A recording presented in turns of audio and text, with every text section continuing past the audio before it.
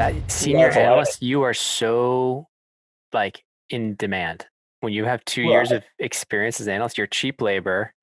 And then if they've lost a first year analyst and they've been struggling for like 6 months, they're at that point, they're super motivated to bring anybody in. They're like, we need bodies. Right. Yeah. No, that's exactly right. And It's hard to find.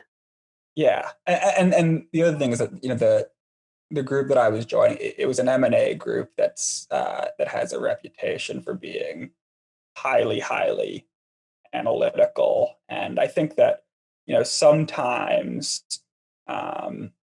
these lateral analyst roles, they're more open to folks who came from an accounting background or a Fortune 500 background. But in particular, this group was only going to hire someone who had a couple of years of investment banking experience. Mm-hmm. So that's maybe a little bit of the the underrated factor that made it more likely that someone who was applying online who really had the right background was actually going to get a call back for this opportunity. This is what I always say to people is like, whatever school you go to, you ended up at you were a non-target East Coast, you went to, middle market bank, and you ended up at one of the top banks because you used the right time to lateral. And like, so many people don't realize this, but they don't care what school you went to or what bank you're from, as long as you're getting some good deal reps and you can talk the talk and you're ready to work.